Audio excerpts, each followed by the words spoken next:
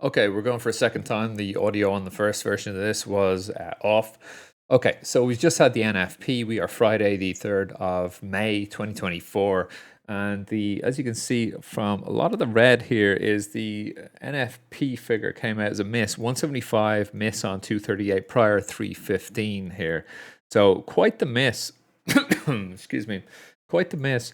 I suppose there's three things to note about this. Is the non-farm payrolls, it's the unemployment rate, and also the hours worked here. So the non-farms obviously big miss here. ADP was pretty good actually, and we were sort of expecting a decent figure out of NFP this month, but no, not there. Big miss. So looking at the unemployment rate. Well, U6 unemployment, which isn't normally what we'd be looking at, 7.4 beat on 7.3, which is unemployment rising. Yeah, unemployment rate also rising here for April, 3.9 on 3.8 expected and prior.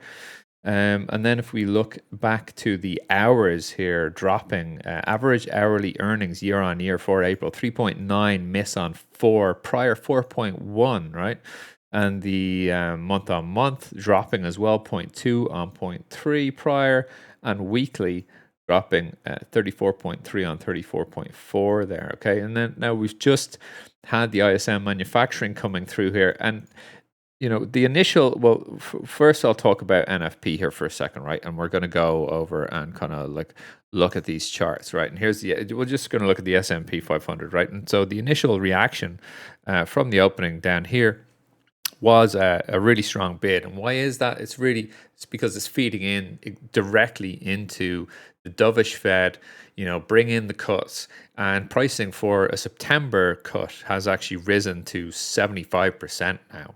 Okay, whether they'll do that or not is a different scenario. But as we kind of look out the medium term of trading on these markets, we can tell now that all of these jobless figures, all of these unemployment numbers and employment numbers, are really going to be very important to these markets and going to be probably some of the most frequent volatile data events that we're going to get week on week here going forward, because the market is now squarely going to be looking at those figures to see, okay, is this the start of some form of a short-term trend in unemployment rising?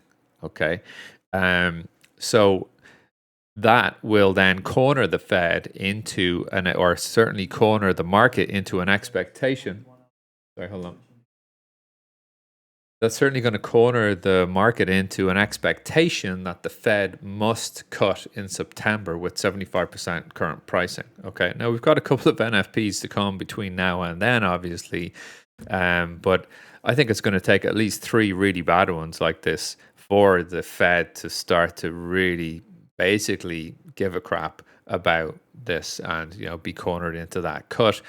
Before this NFP, there was really just one cut priced in for December. So now we've got something now for September. Okay, so maybe this is start of the two cut scenario coming back into the zeitgeist of the market. Okay, so then we go, then we went forward in the markets, obviously equities up, holding up. Just before we come off this chart, net, I think we absolutely need to trade 5180s on SPOOs today. And when it's all said and done, I think there might be a pause on what we're getting out of this rally over probably next week. It'll be interesting to look at, and we'll talk about this in the VWAP report over the weekend, released on Monday. We're going to talk about this yearly +1 deviation on the year, 52.13's quarter currently there. And I think really the market's going to get caught in a trap up here. So we will be looking for shorts up here, but today not looking for shorts. All right, at the moment, it'll be interesting to see how we trade on 5180s. But I suspect the market's taking this as the Fed are going to be. This is a very dovish sort of an NFP. We go higher. All right. Okay. Then we kind of look back to ISM that we got coming through here.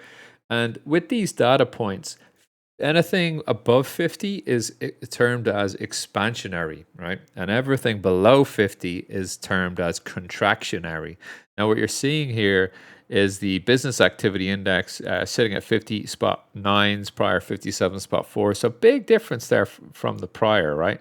But the ones you really want to be concerned about here is the non-manufacturing employment set at 45.9, miss on 49s, and a decent miss there on the prior 48.5. Also, the non-manufacturing new orders contract, well, still an expansionary, but coming down a bit from the prior 54.4, and the non-manufacturing PMIs slipping into that contractionary territory where it was 51.4 on the prior reading, and a big miss on today's expectations of 52. Okay, prices rising. Okay, prices rising. 53.4 was the prior. Prices rising 59.2. You know what they call that around here? They call that stagflation. Okay, employment up, uh, jobs up. Unemployment, unemployment up, and prices up. Well, it just don't sound good to me. All right, enjoy this one. Keep it tight.